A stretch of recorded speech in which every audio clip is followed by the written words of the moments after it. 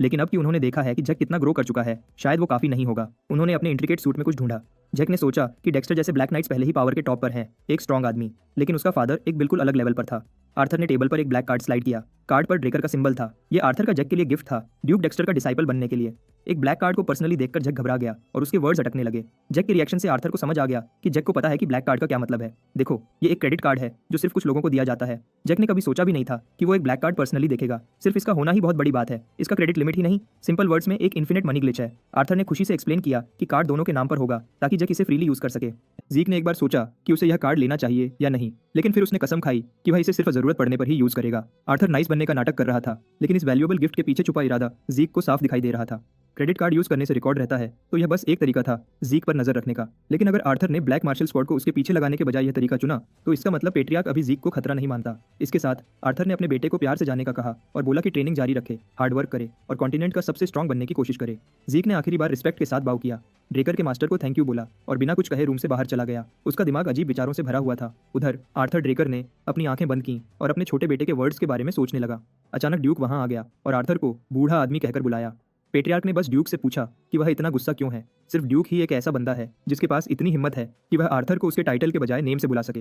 Duke ने कहा, Arthur अचानक जीक के लिए फादर बनने की एक्टिंग कर रहा है, जबकि सारी जिंदगी उसने जीक पर ध्यान नहीं दिया। आर्थर ने कहा, उसके पास कोई चॉइस नहीं था, यह ड्रेकर हाउसहोल्ड का हेड होने की प्राइस है। और वैसे भी ड्यूक ने जो अभी बोला वह पेट्रियार्क के कैरेक्टर पर उंगली उठाने के बराबर है। ड्यूक काउच पर बैठ गया और आर्थर को चैलेंज किया, अगर उसमें दम है तो उसे हैंडकफ लगाकर अरेस्ट कर ले। आर्थर मुस्कुरा दिया और सारा दिखावा छोड़ दिया। पूरे कॉन्टिनेंट में ड्यूक ही एक ऐसा है जिससे वह बिना टेंशन के दिल खोलकर बात कर सकता है।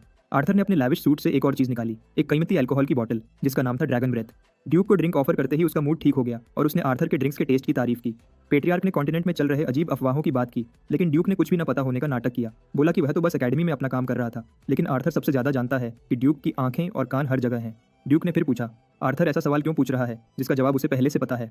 एम्परर इमॉर्टैलिटी के आइडिया के पीछे पागल हो गया है और पूरे कॉन्टिनेंट में कुछ भी ढूंढ रहा है जिससे वह लंबी जिंदगी जी सके। ड्यूक के हिसाब से यह इम्पॉसिबल है। मैजिक से कोई यंग दिख सकता है, लेकिन इमॉर्टैलिटी कभी नहीं हुई और नहीं होगी।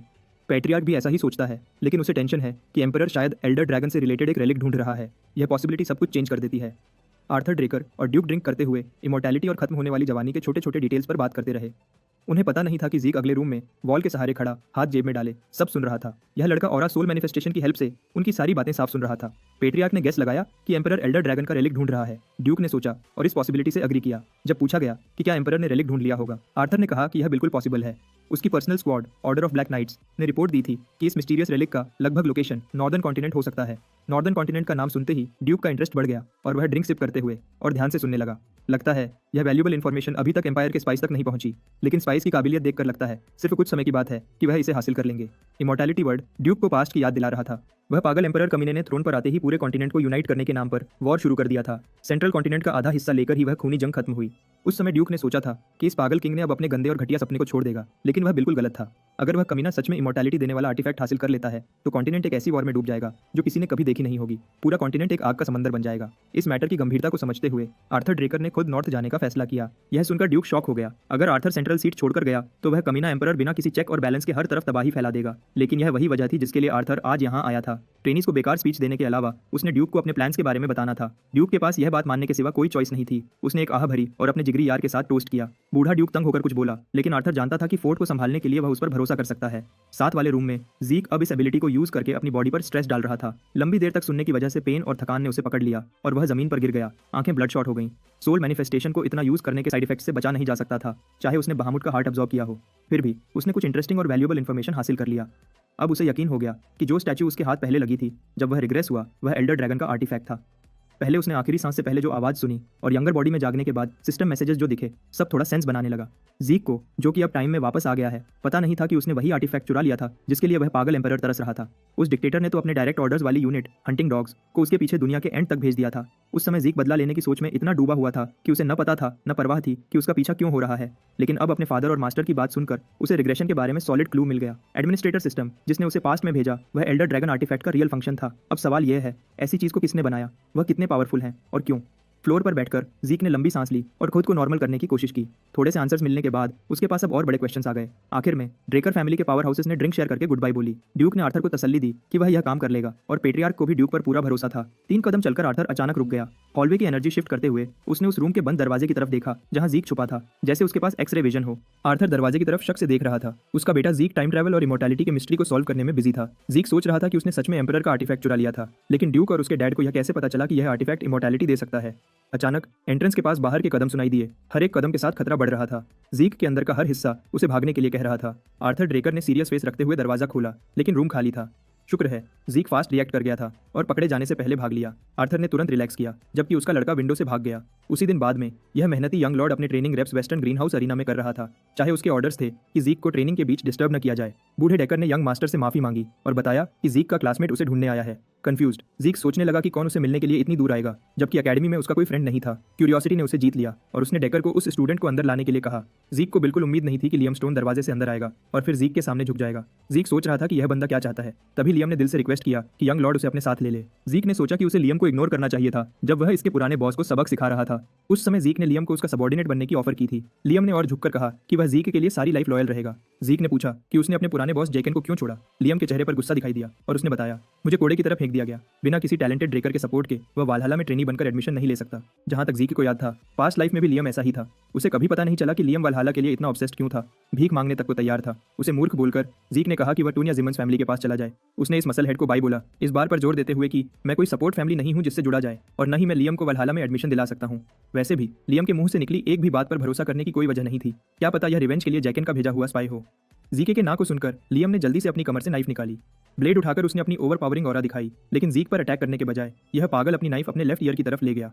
एक झटके में उसने अपना कान काट दिया। अरीना को ब्लड से रंग दिया। लियम ने माना कि जीक का उसके इंटेंशंस पर डाउट करना सही है, लेकिन वह अपने आप को प्रूव करने के लिए कुछ भी करने को तैयार है। अगर जीक चाहे कि वह चुप हो जाए तो वह अपनी जुबान काट देगा। अगर जीक चाहे कि वह लंगड़ा बन जाए तो वह अपना पैर काट देगा। अपना खून से भरा कान जमीन पर फेंकते हुए लियम स्टोन एक पागल दीवाना लगा। यह उसकी को दर्शाता था। अगर जीक उसे अपने शैडो के नीचे ले ले तो लियम अपनी लाइफ और सोल यंग लॉर्ड के हाथों में दे देगा। लियम को खुद को हर्ट करते देख जीक को याद आया जब उसने आखिरी बार कटा हुआ कान देखा था। वह कोई अच्छा सीन नहीं था। दर्द को सहते हुए लियम ने एक बार फिर जीक से उसे एक्सेप्ट करने की भीख मांगी। बिग लियम को इतना संघर्ष करते देख जीक को वह रात याद आई जब उसने पास्ट लाइफ में अपने मास्टर से भीख मांगी थी कि उसे दुनिया में सबसे स्ट्रांग बनाए। उस समय वह बैटल वॉर्न वॉरियर था जिसकी आंखों में सिर्फ नफरत थी। लियम की आवाज कांप रही थी जब उसने जीक का सबॉर्डिनेट बनने का बार बार चांस मांगा। इसके जवाब में जीक ने एक ट्रेनिंग सोर्ड उसकी तरफ फेंक दी। यंग लॉर्ड ने लियम से कहा कि सोर्ड उठाओ और एक स्ट्राइक झेलने की कोशिश करो। अगर लियम जीक के एक अटैक को ब्लॉक कर पाया तो जीक ने प्रॉमिस किया कि उसे अपने साथ ले लेगा। ब्लड लॉस और पेन को सहते हुए लियम मुस्कुरा दिया। उसकी आंखों में उम्मीद जगी। उसने जीक को इस अपॉर्चुनिटी के लिए थैंक किया। फेयरनेस के लिए यंग लॉर्ड ने उसे थोड़ा टाइम दिया कि अपने कान का ट्रीटमेंट करा ले। लियम के दिमाग में यह चल रहा था कि एक स्ट्राइक झेलना ईजी होगा क्योंकि उसमें भी थोड़ी ड्रेकर ऑरा है, लेकिन जब उसने जीके के स्टांस और प्रेजेंस को देखा तो लगा जैसे कोई मॉन्स्टर उसकी आंखों में घूर रहा हो। उसने सोचा, क्या हम दोनों को एक ही जनरेशन का कहा जा सकता है। जीक ने अभी मूव भी नहीं किया था और लियम को उसकी पावरफुल ऑरा से घुटन होने लगी। लियम ने शांत रहने की पूरी कोशिश की, लेकिन उसकी सांस रुकने लगी और उसे ब्लर दिखाई देने लगा। वह सोर्ड को हाथ में मुश्किल से पकड़ पा रहा था। जब जीक ने फाइनली मूव किया, उसकी स्पीड एकदम धमाके जैसी थी। उसके स्ट्रॉन्ग मसल्स जो ओवर पावर स्ट्रेंथ से भरे थे कॉन्ट्रैक्ट हुए। इंस्टिंक्ट्स के साथ लियम ने अपनी ब्लेड उठाई और लड़ने की कोशिश की। यंग लॉर्ड ने एक सीधा वार किया और लियम ने सोर्ड नीचे स्विंग करके स्लैश करने की ट्राई की। इस अटैक से ट्रेनिंग सोर्ड्स स्क्रैप हुए, स्पार्क्स उड़ने लगे। आखिर में ब्लेड हाथ से छूटकर हवा में उड़ गई। जैसा सोचता था, जीक ने लियम स्टोन को पूरा ओवरपावर कर दिया था। उसकी वेपन हाथ से नॉक हो गई। अगर यह असली बैटल होती तो वह अब तक मर चुका होता। थोड़ी निराशा के साथ जीक ने पूछा कि क्या यह लियम की एबिलिटी की लिमिट है। इस मूर्ख को जमीन पर हारा हुआ बैठा देख जीक को भी थोड़ी दया आई। हालांकि लियम एक स्विंग में गिर गया, जीक देख सकता था कि यह बंदा सच में हिम्मत रखता है। उसने कहा कि लियम वालहला और अपने इस रास्ते को छोड़ दे, लेकिन लियम ने हार मानने से इनकार कर दिया। शायद यह सच था कि जेकन ने उसे कचरे की तरफ फेंक दिया था जब जीक ने उस बिगड़ी हुई औलाद जेकन को हराया था। लियम एक दूर की ब्रांच फैमिली से था। अगर वह जेकन का सबॉर्डिनेट न होता तो क्रेडल में भी घुस न पाता।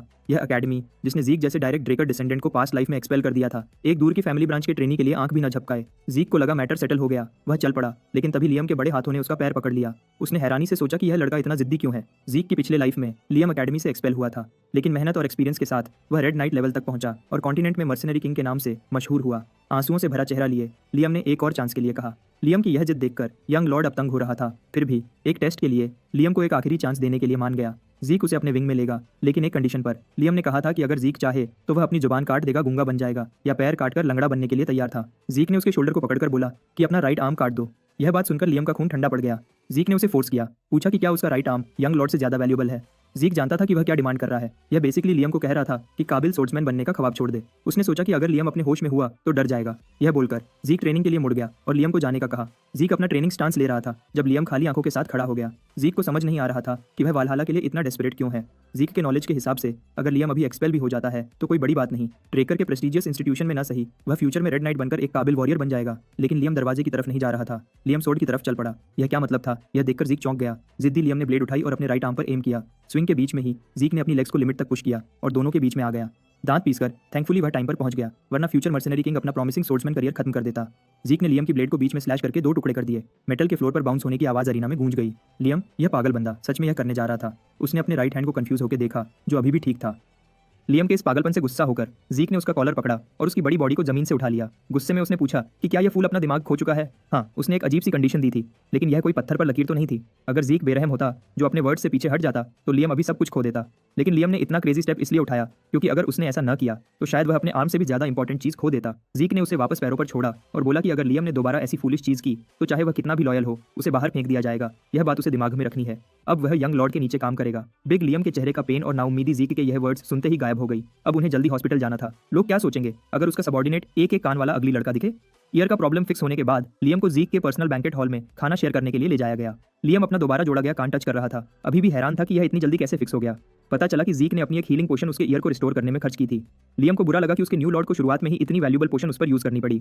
जीक ने बोला कि वह बस अपने न्यू एम्प्लॉई में इन्वेस्ट कर रहा है, तो टेंशन लेने की कोई बात नहीं। अब जब चीजें शांत हो गईं, जीक ने बिग लियम से पूछा कि वह क्या सोच रहा था। उसने पूछा कि लियम अपने राइट आर्म से भी ज्यादा, अपनी लाइफ से भी ज्यादा किसकी वैल्यू करता है। लियम का जवाब शॉर्ट और सिंपल था और बहुत सेंस बनाता था। वह अपनी माँ की वजह से इतनी जिद कर रहा था। जैकन के उसे छोड़ने के कुछ दिन बाद उसे खबर मिली कि घर पर उसकी माँ एक अजीब हाई फीवर से बेहोश हो गई थी। उन्हें लगा फीवर जल्दी ठीक हो गया, लेकिन यह बस शुरुआत थी। उसकी माँ के पूरे बॉडी पर रोज फ्लावर जैसे निशान बन गए और वह दिन ब दिन कमजोर होती गई। यह अजीब सिम्टम्स सुनकर जीक शॉक हो गया। लियम की माँ की कंडीशन ने उसे एक्शन लेने पर मजबूर किया। विलेज हीलर्स को तो इस डिजीज का नाम भी नहीं पता था, क्योर तो दूर की बात। लियम का एक ही जवाब था, वालहल्ला ज्वाइन करना। इस प्रेस्टिजियस इंस्टीट्यूशन के स्टूडेंट्स और उनके फैमिलीज को कॉन्टिनेंट के बेस्ट मेडिकल ट्रीटमेंट्स मिलते हैं। जीक ने एक आह भरी। अब उसे समझ आ गया कि लियम इतना क्यों कह रहा था। उसने पेन उठाया, इंकवेल में डिप किया और सोचकर एक पेपर पर कुछ लिखना शुरू किया। लियम ने जो सिम्टम्स बताए, रोज लाइक रेड स्पॉट्स पूरे बॉडी पर, साथ में हाई फीवर्स, जीक इस इलनेस से बहुत मेल खाता था। 5 साल बाद पूरा सेंट्रल कॉन्टिनेंट में यह रोज डिजीज फैल जाएगा। यह एक हाईली कंटेजियस इलनेस है जिसमें मरने का रिस्क ज्यादा है। अनगिनत लोग इस गंदी प्लेग में अपनी जान खो देंगे, लेकिन एक रेडिकल ट्रीटमेंट इन्वेंट होगा और रोज डिजीज खत्म हो जाएगा। लिखना खत्म कर जीक ने वह पेपर लियम को दिया। उसमें उसकी माँ की इलनेस के ट्रीटमेंट का मेडिसिन बनाने का मेथड लिखा था। यह बनाने में मुश्किल नहीं है और इंग्रेडिएंट्स भी इजीली मिल जाएंगे। विलेज हीलर्स भी इसे इजीली बना सकते हैं। कंफ्यूज्ड लियम ने खुशी से पेपर लिया। जो हीलर्स अपनी जिंदगी मेडिसिन को डेडिकेट करते हैं वे शॉक्ड थे।